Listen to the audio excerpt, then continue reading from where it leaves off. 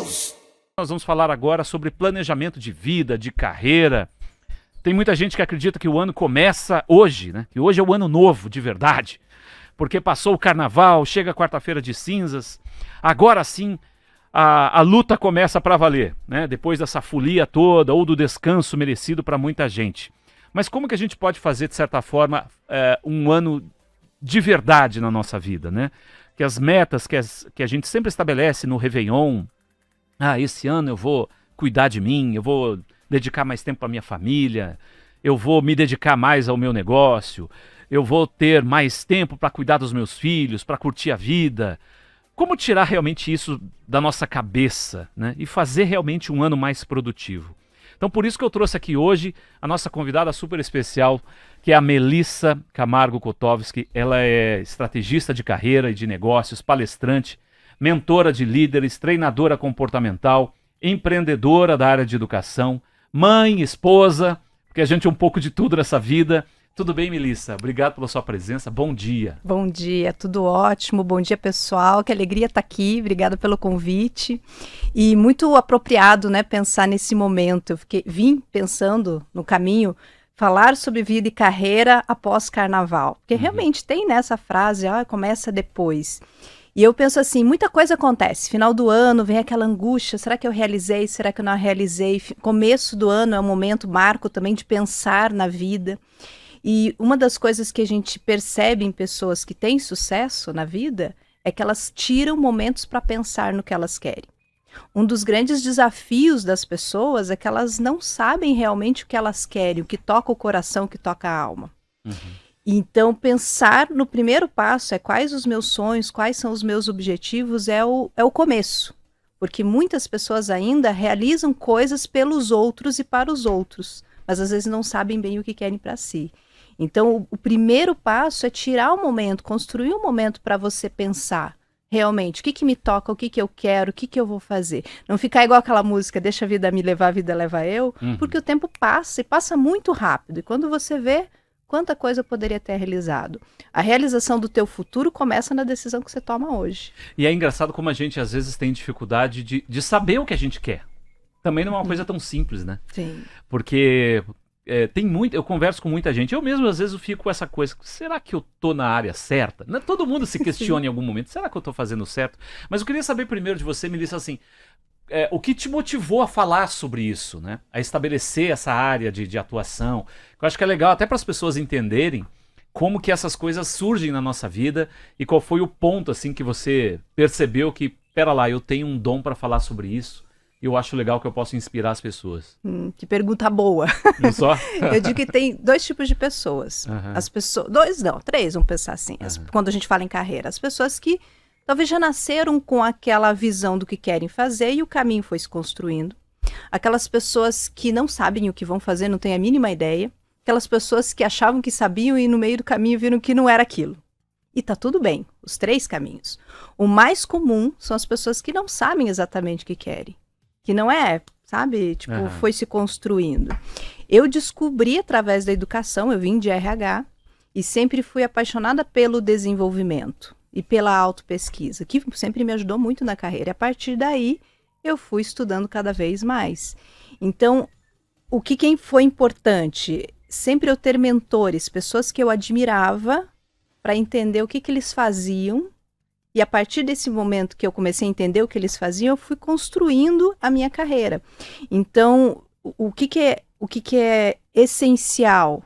Aonde que você está? O que te faz feliz? E trabalhando com muitos clientes, nas mentorias, nos coachings, o que eu percebo? Que eu até digo muito para os meus clientes, a gente tem que escutar as nossas angústias. Porque o que eu escuto muito? Pessoas que têm sucesso, inclusive sucesso financeiro, e que hoje não sabem se estão fazendo aquilo que queriam.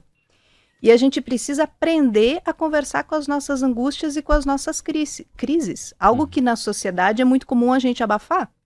Só que eu digo que é o primeiro sinal de mostrar que a gente tem que mudar o percurso. Eu mudei o percurso em alguns momentos da vida, da minha carreira, mas foi aprendendo a escutar os meus incômodos. E claro, tendo mentores, né, profissionais, coachings, pessoas que me ajudassem a trazer as perguntas certas para as respostas florescerem dentro de mim.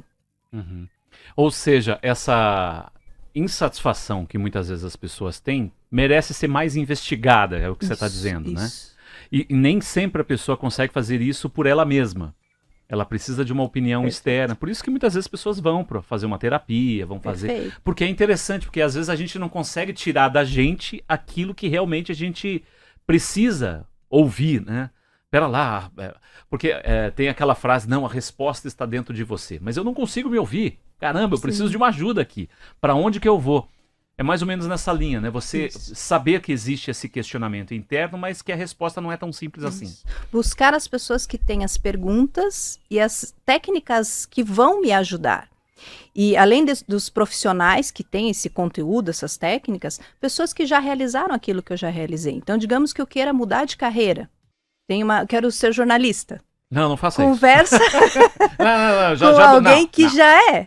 Que você admira, que você acredita que tem sucesso, ter um programa de rádio, e agora? Com quem que eu tenho que conversar? Vou conversar com o Rodrigo, porque o Rodrigo sabe o que foi fácil, o que foi difícil, qual é o alto, qual é o baixo.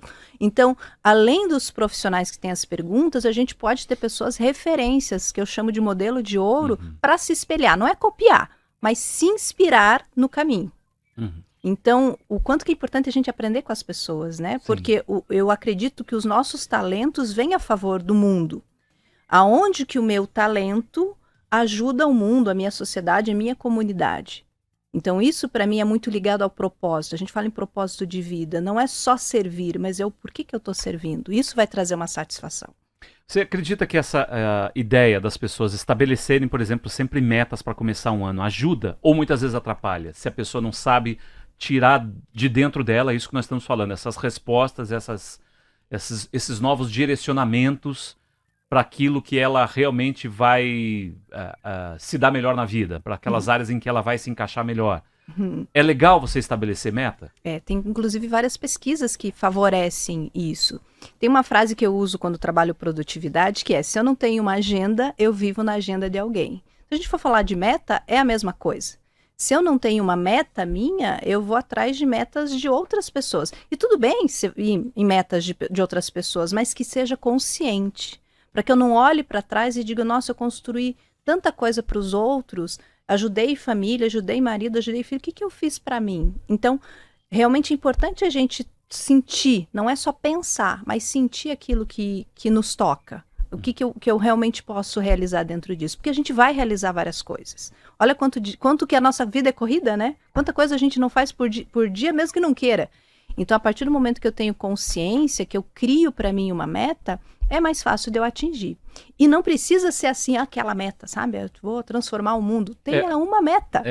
Começa por entrar nisso. Metas plausíveis, né? Metas praticáveis. Não adianta você achar que não, esse ano eu vou ficar totalmente saradão, eu vou fazer isso e aquilo, e você não vai ter, e nunca foi, assim, não é num clique, num estalar de dedos que as coisas vão funcionar. Metas possíveis de serem realizadas também, e poucas também, não adianta colocar muita meta no papel que a frustração vai ser grande. A gente precisa aprender a gostar do caminho, do processo para a realização das metas. Não só da meta em si. Então, se eu quero ser uma pessoa mais saudável, por exemplo, o processo vai ter momentos que eu vou curtir, tem momentos que eu não vou curtir, tem momentos que eu não vou gostar de treinar, tem momentos que eu queria comer outra coisa que eu não estou comendo. Então, eu tenho que aprender a lidar com a minha frustração. Prazeres imediatos podem trazer dores a longo prazo. Mas eu saber lidar com aquilo que não me dá um alto prazer nesse momento vai me dar persistência para que eu realize realmente aquela minha determinada meta. Então, se eu tenho um objetivo em mente, as metas a gente pode colocar que são as atividades para se realizar, para alcançar aquele objetivo, eu tenho um foco, e foco ele traz um poder muito grande, porque ele traz toda a minha energia concentrada. Então, é importante realmente. Você diria que a dificuldade das pessoas é mais estabelecer meta na vida pessoal ou na vida profissional? Eu entendo que a vida profissional é a parte mais controlável das áreas da nossa vida. Nós temos várias áreas na vida. Por que é controlável? Porque, querendo ou não, numa organização a gente tem um líder, tem uma meta estabelecida, tem um resultado que é esperado de nós, que se a gente não dá, a gente sabe que não vai ser bom, né? Vai dar ruim, como dizem. Então, eu tenho necessariamente metas já estabelecidas. Quando se tem mais maturidade, mais clareza, eu tenho metas profissionais estabelecidas por mim, que não necessariamente é só da minha organização. Quando a gente fala na vida pessoal, às vezes as pessoas se auto-sabotam porque elas têm que ter uma disciplina. O líder tem que ser ela. Eu acredito muito em a gente ser líder de si mesmos. Ela tem que se cobrar, né? Ela precisa acompanhar, ela precisa às vezes cobrar, às vezes ela precisa ter aquela disciplina de trabalhar as suas confusões e como é que eu vou fazer, né? Ser forte por um determinado momento para ter uma conquista. E a gente estava falando de meta, Rodrigo, me vem assim, às vezes uma meta que eu tenha, um objetivo que eu tenho, as metas das atividades, um objetivo que eu tenha um muito claro. Você vai ver que vai aparecer várias outras coisas. Se eu tenho um objetivo que é ser mais saudável, eu vou ver que eu vou ter um objetivo de ser mais saudável com a minha filha, vou ter mais energia, vou ser uma esposa melhor, vou ser uma profissional melhor. Entende? Um objetivo, um objetivo muito claro, ele vai ampliar opções para outras áreas da tua vida, inclusive. 7h24, você pode participar aqui da nossa conversa, hein? Aproveite que a Melissa está aqui para responder a sua dúvida. O nosso WhatsApp, lembrando a você, é o 41 992770063. E você pode também mandar a sua participação através do nosso YouTube também. Estamos com a transmissão ao vivo pelo YouTube, pelo nosso canal no YouTube. Está tudo lá no nosso site, tnewsnoar.com.br. Participe, mande a sua pergunta, afinal de contas, hoje é quarta-feira de cinzas e para muita gente o ano está começando agora, né? Hoje é para valer o Réveillon para muita gente. Agora, você trabalha muito nessa questão do poder mental também, né, Melissa? Ou seja, o poder que a nossa mente tem para estabelecer a nossa felicidade, né? E como isso é importante, porque as pessoas, muitas vezes tem muitos livros que falam de autoajuda, que falam sobre, não, você pensando positivo, tudo vai clarear. Claro que para muita gente é legal, nossa, bacana, vou pensar positivo, e é ótimo que todos pensem positivamente. Mas vai além disso, tem que dar um passinho a mais também, né? Sim. Não é só pensar positivo que as coisas acontecem. Pensar positivo na minha cama não ia me trazer aqui. Não é verdade? Tem livro que vende, nossa, não é só. Aos montes por aí, em livrarias, que fala disso, que você não tem que só pensar, pense positivo que você vai ficar rico. Aquela história do segredo e tudo tal e tal. Está tudo na sua mente, mas não é só isso. Não pode ficar só refém do pensamento. Tem, inclusive, hoje em dia... O que é bom é que muita linha virou pesquisa científica. Então, uma das linhas que eu gosto muito é a psicologia positiva. E ela traz muito nesse poder da mente e da emoção positiva. Mas o que é aquela pessoa que é mais positiva? Ela acredita que as coisas vão dar certo, que tem um porquê, que tem uma finalidade. Ela tem basicamente 2 pensamentos positivos para um negativo, segundo pesquisa. A pessoa mais negativa, ela tem 2 pensamentos negativos para 1 positivo por dia. E a pessoa neutra, segundo a pesquisa, ela tem 1 positivo e 1 negativo. Então, não é que a gente não vá pensar coisas negativas, ou ruins, ou coisas que não vão dar certo. A gente vai pensar. A nossa mente, ela não foi feita só para nos desenvolver, ela foi feita para nos proteger. Então, vai ser comum. O que a gente precisa entender isso é uma realidade, é um sentimento. O medo, eu penso que ele precisa ser um aliado nosso, e não só combater o medo. Tem uma frase que diz, se está com medo, vai com medo mesmo. Eu tenho ressalvas com ela. Eu entendo que tá com medo, vai com medo mesmo, mas vai com preparação. É mais ou menos assim, quero pular aqui do prédio, tô com medo, pula do mesmo jeito, não funciona? Põe um paraquedas, tem um equipamento, saiba o local. Então, eu posso fazer com que o medo seja o meu aliado. O medo é um desconforto, lembra que a gente falou do desconforto? Que ele seja o meu aliado, porque o medo me prepara. O medo mostra que nem tudo está ok, que tem alguma coisa me incomodando. Então, a partir do momento que eu sei que isso existe, isso é ter clareza, isso é ter consciência. Coisas podem dar errado. Se pode dar errado, então eu me preparo. Pensamento positivo não é entender que as coisas não dão erradas, que situações ruins não acontecem. Acontecem, mas se elas acontecerem, eu vou dar conta. Eu vou aprender. Por isso que a gente precisa ser muito um aprendiz humilde na vida. As pessoas que mais aprendem, mais se desenvolvem. E tudo que nos coloca em medo, em xeque, problemas na vida, são movimentos que mais nos desenvolveram. Se a gente olhar para trás, né, na nossa história. Pessoas difíceis são pessoas que nos preparam muito. Então, A dificuldade traz evolução. Agora você falou do medo, o medo para muita gente aprisiona também, né? Sim. E aí, para dar esse passo seguinte, a pessoa ela precisa de uma ajuda de alguém, ela precisa de um incentivo. Porque o medo, o medo de dar errado, né? Ah, não, eu quero abrir um novo negócio, eu vou partir para uma carreira um pouco diferente, mas e se der errado? Isso já é um passo muito atrás que ela dá. Tudo bem, uma insegurança todo mundo tem quando vai tentar uma coisa diferente, mas por que para muita gente o medo impede a pessoa de seguir? É natural do ser humano, vamos pensar assim, né? Nós temos medo e dependendo daquilo, eu digo assim, dependendo da importância, o medo é maior, né? Eu atendo muito carreira e tem uma faixa entre 30 a 45 anos que geralmente as pessoas começam até a crise do 40 anos, é mais ou menos nessas faixas. Já tive várias. Já tive várias? É muito comum. Então, são pessoas que começam a se questionar. Como elas já tiveram toda uma trajetória, é claro que existe o medo. Por exemplo, nos processos de mentoria e coaching, a gente trabalha muito com medo. E eu digo, escute o que o teu medo está te dizendo. Medo do quê? Então, geralmente, nessa fase de idade, é o medo do futuro. Será que eu continuo do jeito que está? Aquelas perguntas que você falou, será que eu mudo de emprego? Será que eu não mudo? Será que eu tenho que fazer alguma coisa diferente? Será que eu tenho o quê? Por isso que o importante é a gente aumentar a nossa maturidade e autoconsciência do que nós queremos. Sabe? Não nivelar nossa régua na régua de ninguém. Porque o medo é nosso aliado. Se é difícil para mim conversar com esse medo, procura ajuda. Sabe? Ou procura uma terapia, se tem a ver com objetivos, com resultados, procura um coach, se tem a ver com algo que eu quero fazer e não tenho as respostas do caminho, procura um mentor, mas eu não preciso lidar com isso sozinho.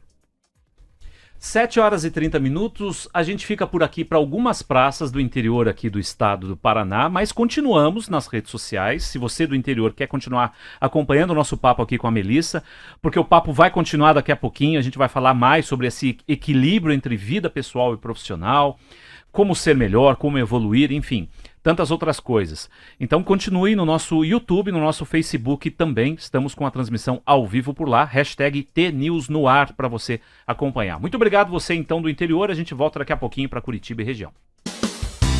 Seja bem-vindo, muito prazer, você está na melhor, você está sintonizado na T-News. 7h34, estamos de volta com o T-News, agora para Curitiba, região metropolitana, mais algumas praças do interior que continuam nos acompanhando. Sejam bem-vindos para a nossa segunda meia hora do programa desta quarta-feira de cinzas. A gente está aqui hoje no estúdio com a Melissa Camargo Kotovski, ela é educadora, coach de desenvolvimento humano, e o nosso papo tem a ver hoje com essa questão das metas, dos objetivos para o ano. Afinal de contas, muita gente acredita que o ano só começa hoje, na quarta-feira de cinzas, depois do carnaval, então que realmente a luta vai ficar um pouco mais acirrada, digamos assim, para muita gente, depois que passa o carnaval, e como você pode lidar então com essa fase, estabelecer metas, objetivos e conseguir um ano incrível, como diz a Melissa. Porque não é fácil, né? Não é uma chave tão fácil assim de você ligar, de você virar ali e, nossa, que ano diferente que eu estou tendo. Começa com planejamento também, né? Não só pensamento, mas planejamento, né, Melissa? É a chave. Eu digo que a gente precisa de 5 coisas para realizar qualquer coisa que você queira. 5 pontos. Primeiro de tudo, planejamento. Mas para que eu faça um planejamento, eu tenho que saber o que eu quero.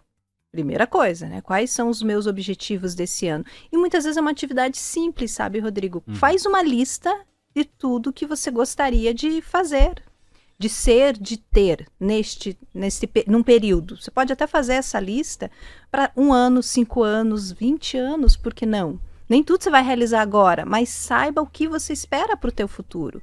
Para aquelas perguntas que a gente conversou, né? Será que eu estou no caminho certo? Será que é isso que eu quero fazer para o resto da minha vida? Começa a pensar lá na frente. Nem tudo você vai planejar, mas começa a sentir. Fez essa lista? Começa a pensar neste ano. O que eu quero? Quais são as grandes realizações? Viagem, juntar quanto de dinheiro? Vou investir? Quero fazer com meu filho tais coisas? O que você deseja? A gente pode pensar em ser, fazer, ter. Então, primeira coisa vem da nossa essência, começa com autoconhecimento. O planejamento, eu entendo que é algo já externo. Quanto mais você se conhece, melhor você tem essas respostas, inclusive do que você quer para o teu futuro, o que você quer para esse ano. A partir do momento que eu tenho essa resposta, eu vou para um plano realmente. Quais são os movimentos que são necessários eu fazer para que as coisas aconteçam? Agora, quando a gente fala de equilíbrio de vida pessoal e vida profissional, né? Todo mundo, evidentemente, tem esse objetivo. Eu quero ser bem-sucedido no meu trabalho e bem-sucedido na minha vida pessoal. É uma das maiores dificuldades que as pessoas têm no dia a dia, né? Porque ou uma coisa vai bem, a outra nem tanto. Nunca as pessoas estão com todas as suas áreas bem afinadas, né? Funcionando certinho e tal, porque elas sempre têm algo a melhorar. Quando a gente fala em equilíbrio, é só a questão do tempo que você reserva para sua família ou da qualidade que você vai ter nesses dois setores aí? Como é que você trabalha com isso? O cuidado que precisa ter é com a idealização de equilibrar as áreas da vida. Até porque a gente não tem só vida pessoal e profissional. Eu trabalho com 12 áreas na vida, quando eu faço design de vida, coach de vida. Então a gente tem mais áreas. Eu sou mãe, eu sou empreendedora, eu sou esposa, eu tenho equilíbrio, né, inteligência física. Então a gente tem várias coisas. Não são só as duas. O que a gente tem que tirar da mente, que eu gosto mais das palavras harmonia nas áreas da vida ou integração das áreas da vida. Por quê? Quando eu penso em equilíbrio, eu penso naquele malabarista dos pratos. Sabe aquele que fica com vários pratos? Quanto mais pratos eu tenho, uma hora cai. A gente pode ter de 7 a 8 áreas da vida consecutiva vivendo. Então eu não preciso ser um equilibrista desesperado para que nenhum prato caia. Eu posso integrar. Então, se em alguns momentos na vida, eu talvez vou ter que me dedicar mais ao trabalho para conseguir um determinado objetivo. Como é que eu integro a minha vida pessoal? Se eu sou casado, sou mãe, eu preciso do meu parceiro para que eu consiga esse tempo necessário para atingir aquilo que eu preciso. Às vezes estou com uma particularidade na vida que eu converse com meus parceiros de trabalho, com o meu líder, que eu tenha diálogo com as pessoas que são necessárias e que vão ser os meus parceiros de vida. Eu vejo que a grande chave para essa harmonia na vida é o diálogo com os parceiros que a gente conhece, né? Escolheu para a nossa vida. Isso é importante. Então, não necessariamente é equilibrar, porque a vida é equilíbrio ou desequilíbrio. Às vezes está legal, às vezes não está. Então, eu gosto de usar o exemplo assim, no nosso caminhar, a gente em pé, está equilibrado. Para caminhar, a gente desequilibra para equilibrar de novo.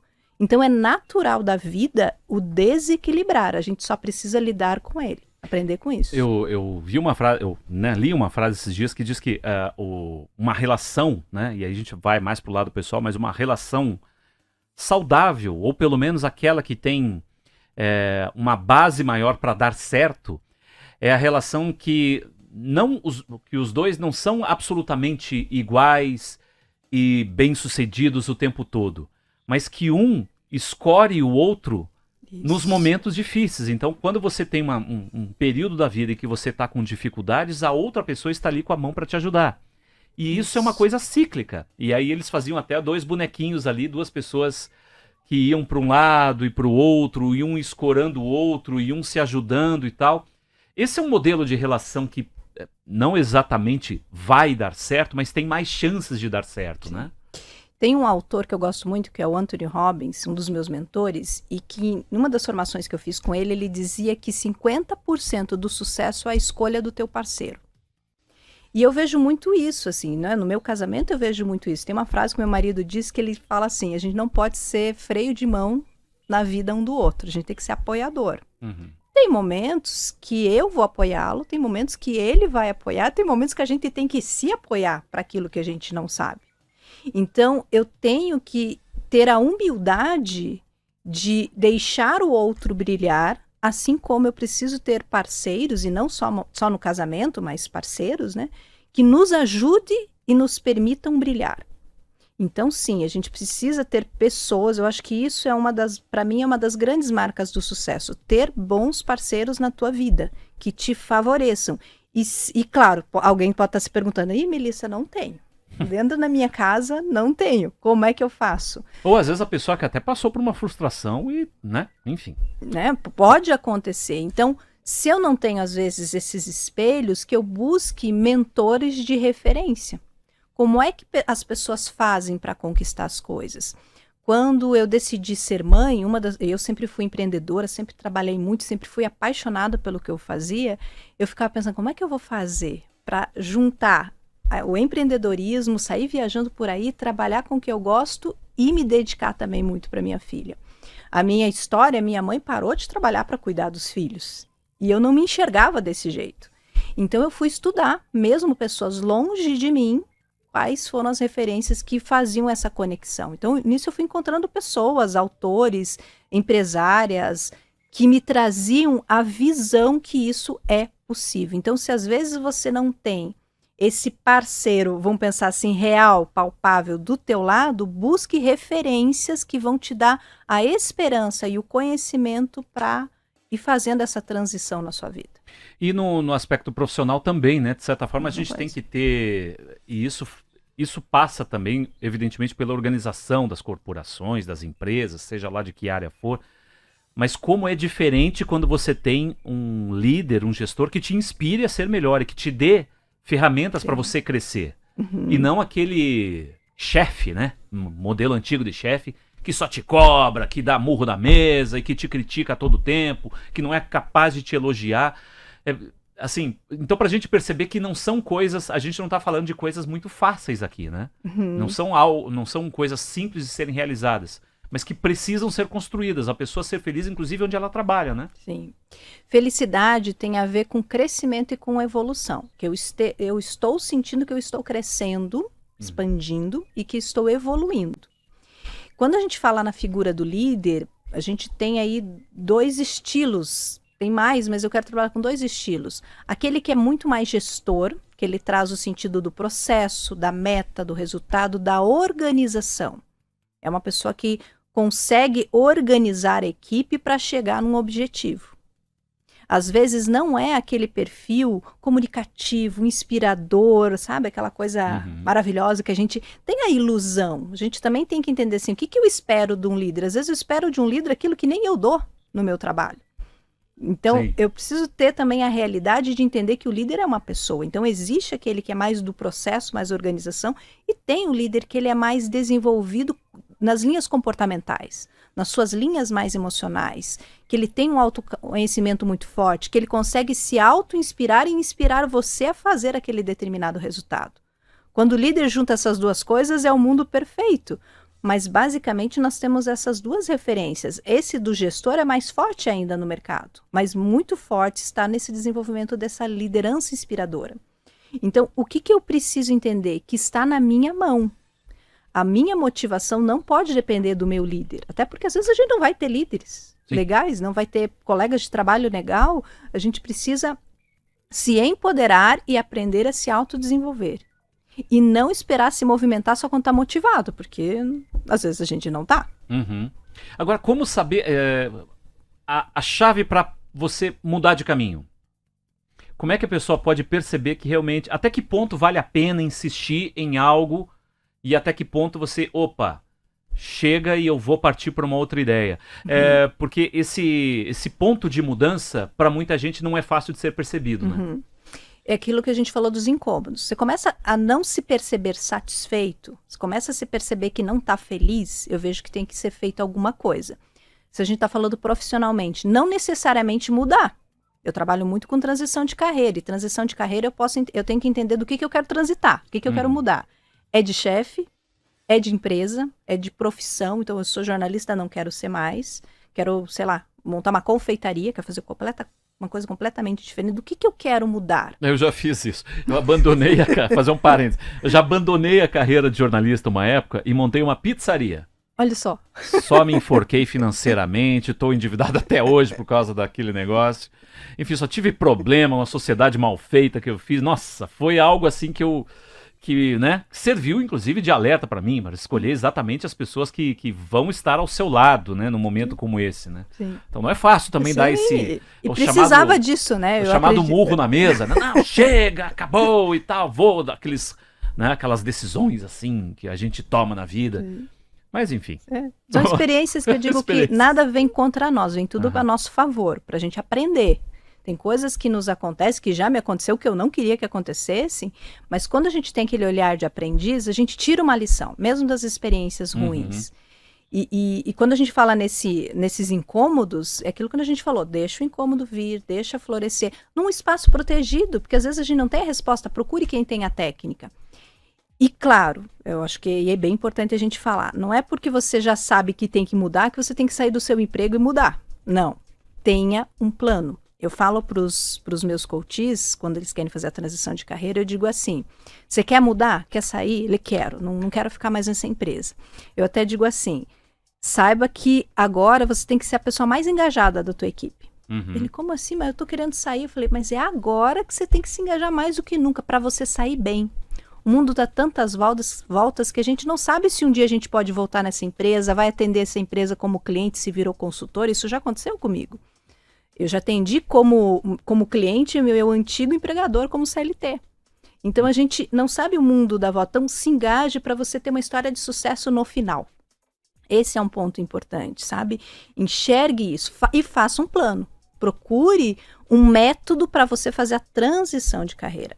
Financeiramente, uma das indicações que eu digo para o meu cliente é: tenha uma média de 6 meses do seu salário guardado para você transitar de carreira. Pra você sair do seu trabalho, abrir o seu negócio, procurar. Você pode estar buscando no mercado, mas tenha uma reserva, não sai. Porque quando a pessoa sai sem ter uma reserva, muitas vezes ela se desespera e vai pegar qualquer coisa. Então, às vezes não é uma transição satisfatória, ela sai de um que estava ruim para um pior, muitas vezes. E tem muitas coisas que as pessoas precisam resolver em si. Às vezes eu quero sair da minha empresa por causa do meu líder. Às vezes eu saio dessa empresa, vou para essa e a mesma situação aparece, porque às vezes não é o outro, é em mim. Participações de ouvintes aqui, o Enesilmo Barbosa, ele diz que tem que ter planejamento. Eu no começo de cada ano planejo metas, corro atrás, sempre consigo meus objetivos. Então tá aí o nosso ouvinte participando aqui sobre esse tema. A Cleide diz assim: parabéns pelas entrevistas, temos temas bastante persistentes, ou seja, consistentes, eu acredito que ela quis dizer, né? Sobre esse tema. Tem um ouvinte aqui que faz uma pergunta para você, Melissa. Olha só, é o Tarsis, ele está em São José dos Pinhais, aqui na região metropolitana, e é um tema muito legal.